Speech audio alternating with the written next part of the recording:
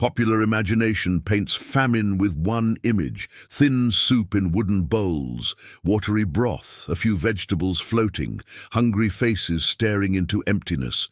This image appears in films, in books, in paintings of starving peasants. It's comforting somehow. Soup suggests civilization, cooking, some level of normalcy, but medieval famine didn't work that way. Reality was far stranger, and far more desperate than diluted soup could ever represent. Soup requires water, fuel to boil it, a pot, time to cook.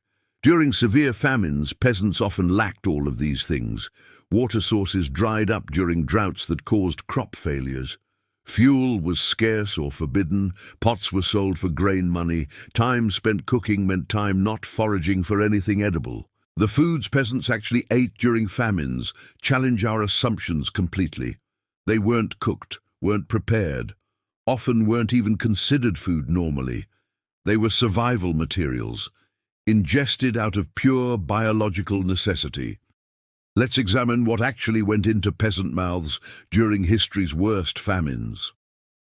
The Great Famine of 1315 to 1322 provides our primary evidence. Chronicles from monks, church records, manor account books, legal documents.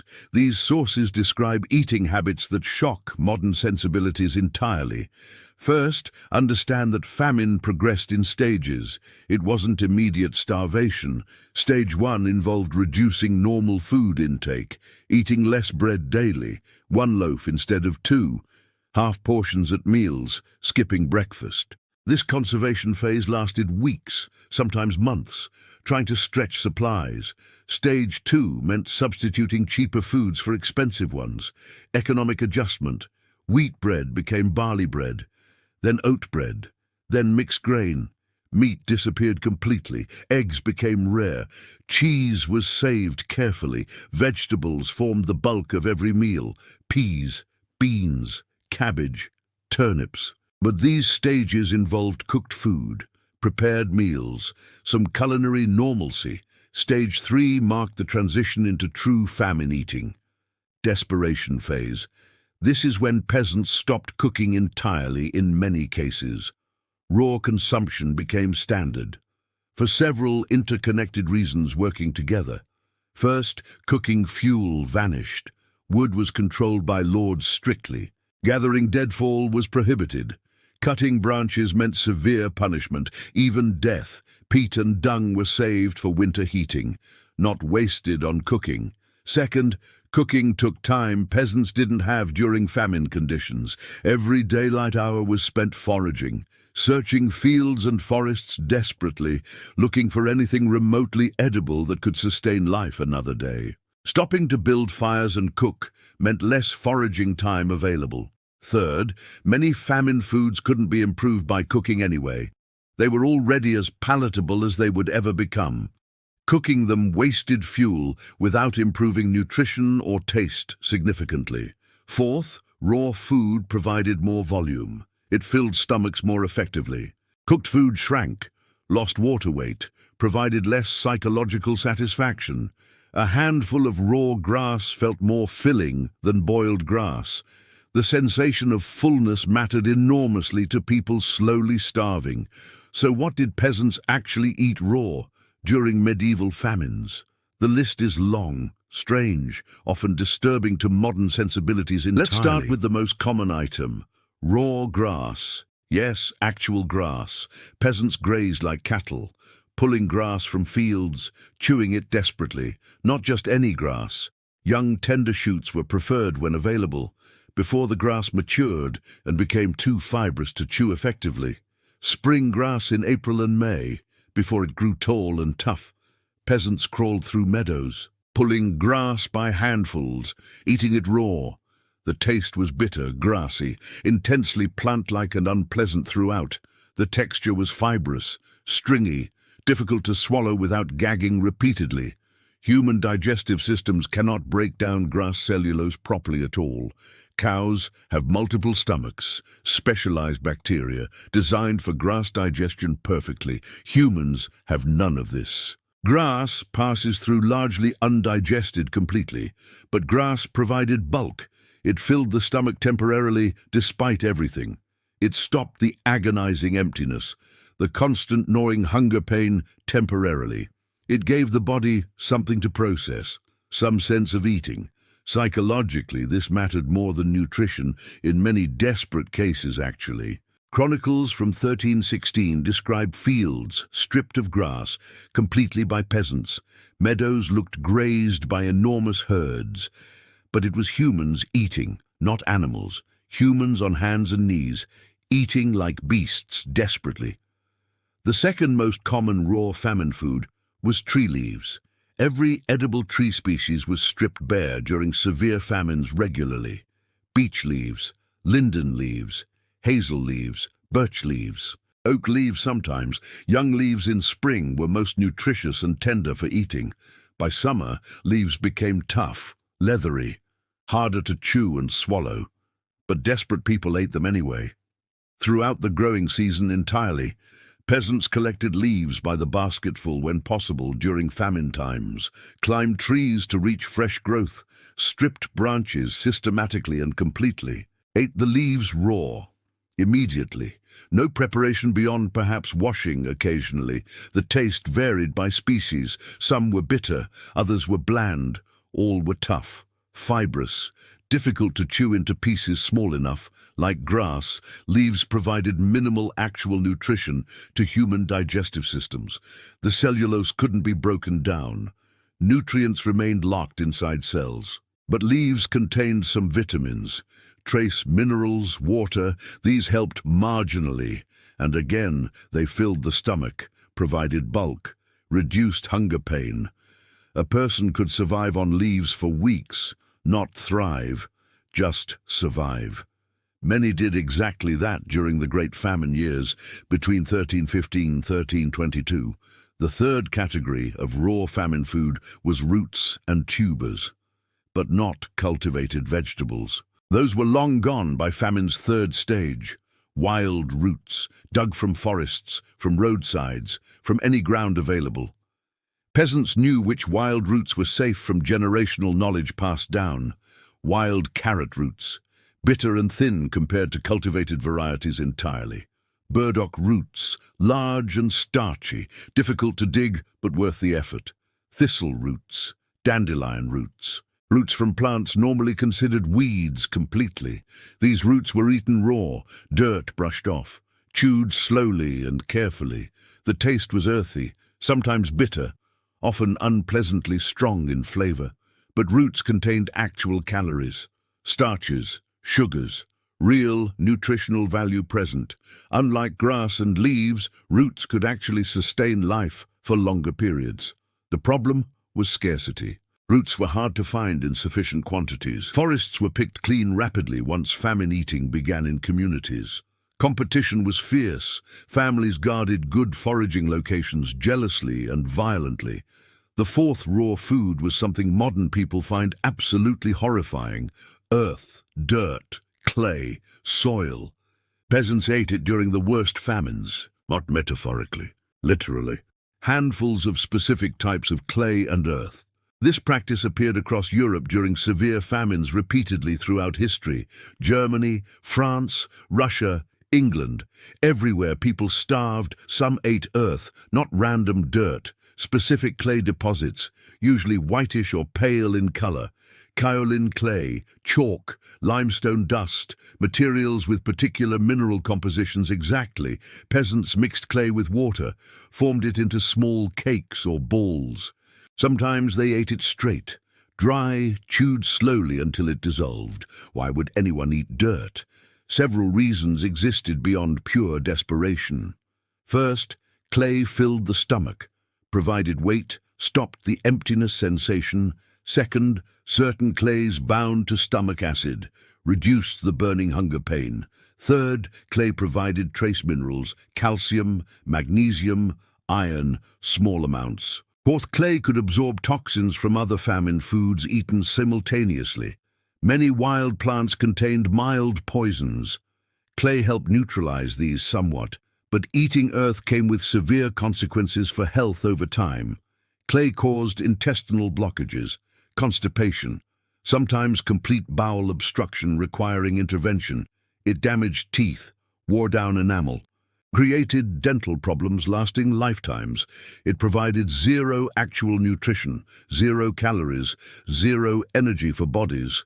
People eating primarily clay died slowly, their stomachs full but bodies starving. Medieval records describe clay sickness, swollen bellies, grey skin, eventual death, but clay delayed death, extended survival by days or weeks sometimes, and those extra days might last until harvest, until relief, until survival. The fifth category of raw famine food was insects and worms, protein sources, actual nutrition, calories, fat. Everything bodies desperately needed. Peasants collected whatever crawled or flew that could be caught relatively easily. Grasshoppers, crickets, beetles, caterpillars, grubs found in rotting wood everywhere, earthworms pulled from soil, snails and slugs, anything that moved slowly. These were eaten raw, immediately upon capture, no cooking, no preparation, crushing the insect between teeth, swallowing quickly, trying not to taste. The texture was crunchy, sometimes slimy, always unpleasant to modern sensibilities. But insects are actually nutritious, high in protein, fats, vitamins present. Gram for gram, insects provide better nutrition than most plant materials. The problem was quantity. Catching enough insects to sustain life took hours, and insects were seasonal, abundant in summer, nearly absent in winter. During winter famines, insect protein disappeared completely from peasant diets entirely. Chronicles mention children being sent to collect insects while adults foraged. Small hands could catch more. Children didn't refuse the task usually.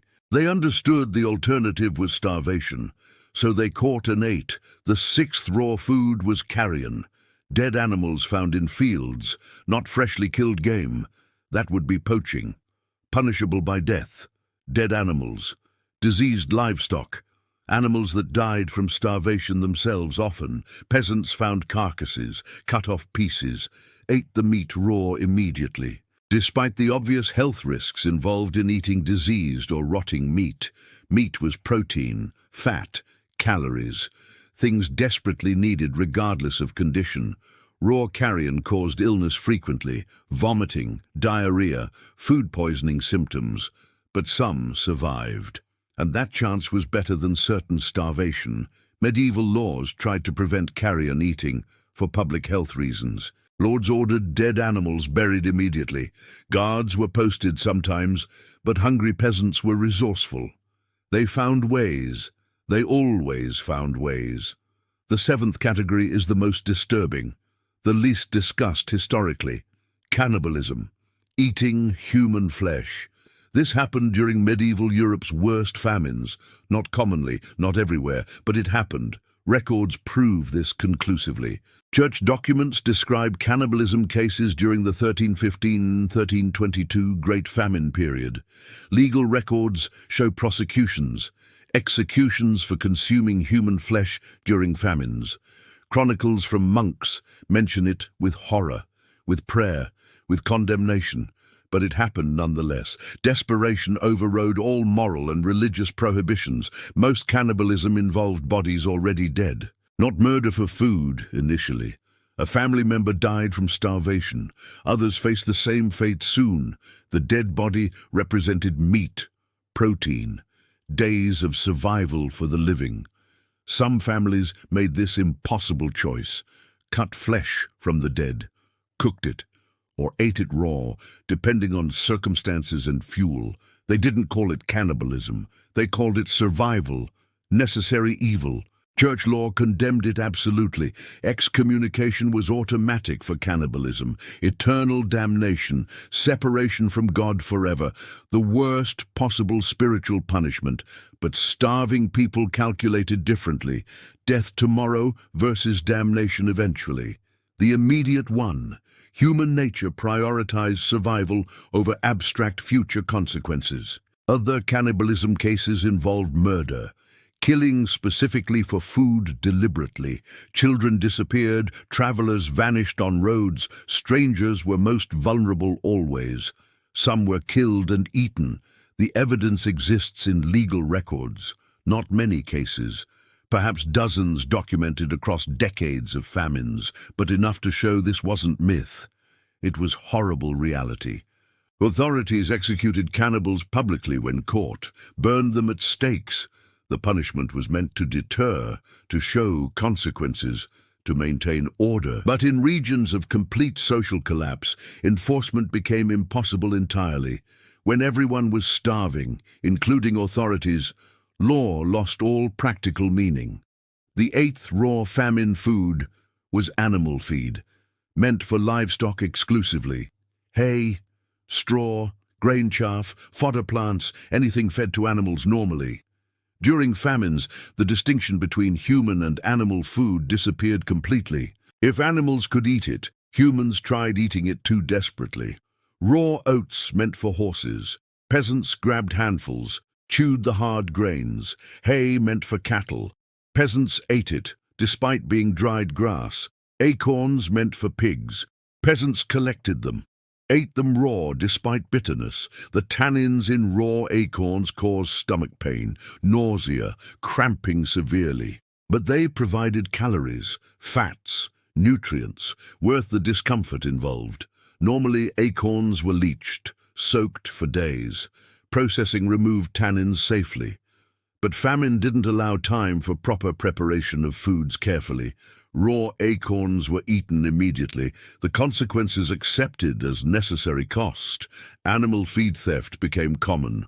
Lords tried to protect fodder supplies, but peasants were desperate. They stole, they were punished. They stole again. The cycle continued until supplies ran out or famine ended completely. The 9th category was wild seeds, collected from any plant producing them. Grass seeds, weed seeds, wildflower seeds, anything producing edible seeds, basically. These were eaten raw, by the handful, chewed until swallowable somehow. Tiny seeds like those from plantain or dock plants, nutritious but small. Hundreds needed to equal one mouthful of actual substance for eating. Peasants spent hours collecting seeds, shaking plants over cloth spread below, gathering the fallen seeds, eating them immediately or carrying them home. Raw seeds provided protein, oils, vitamins, real nutritional value in concentrated form. Birds and rodents were competitors. They wanted the same seeds. Humans fought animals for food, literally, scaring birds away, killing rodents. The 10th and final raw food was fungi, mushrooms, any fungus found. This was extremely dangerous. Many fungi are poisonous, some are deadly, but starvation made people risk poisoning. The gamble was calculated deliberately. Most mushrooms won't kill immediately. They might cause illness but not death. And some mushrooms are nutritious, provide calories, protein, real sustenance. The problem was identification. Telling poisonous from safe required expert knowledge. Knowledge passed through generations, but famine sometimes killed the knowledgeable first. Elderly died early, taking their wisdom, leaving younger people without guidance. So people ate mushrooms they weren't certain about, hoping for the best. Some got lucky. The mushroom was safe. They gained nutrition and survived. Others got sick, vomited, suffered, but recovered eventually if otherwise healthy. A few died, poisoned by deadly species, adding to famine's death toll. Medieval records mention mushroom poisoning deaths during famine years specifically and frequently. Families found dead, mushroom remains nearby, obvious cause of death apparent, but others kept trying.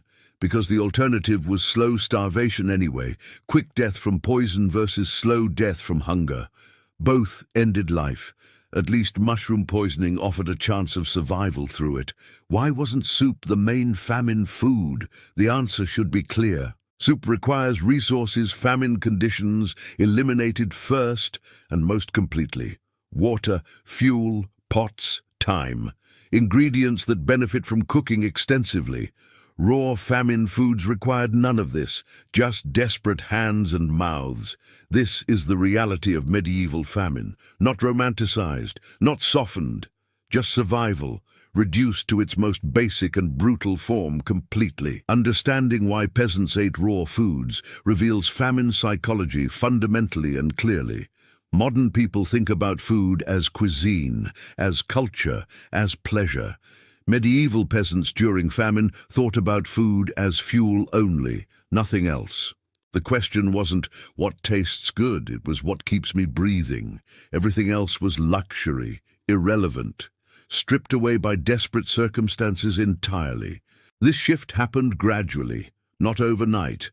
The psychology evolved through famine stages. Early famine, food still mattered, taste mattered, preparation mattered somewhat still. People complained about poor quality, worse flavors, less variety than normal. Middle famine.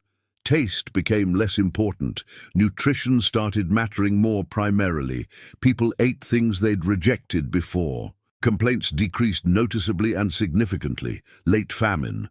Only calories mattered. Nothing else registered psychologically at all. Disgust disappeared. Revulsion vanished. The body overrode the mind completely. Raw grass, dirt, insects, all became simply food without moral judgment. This psychological transformation allowed survival. Those who couldn't make it died. Those who couldn't overcome disgust, couldn't eat the unthinkable. They starved. Natural selection operated on psychology, not just physical strength or health. Mental flexibility determined survival. Ability to abandon cultural food norms entirely. This explains why some families survived famines, while neighbors perished completely. Not just luck, not just resources. Psychological adaptation was crucial. The families who adapted fastest, who ate grass first, they survived. The families who waited, who maintained dignity, who refused degradation, they died. Medieval people understood this. They taught children psychological flexibility deliberately and carefully. When famine comes, eat anything, everything, without question, without shame, immediately. This wasn't cruelty. It was survival education, necessary knowledge for living.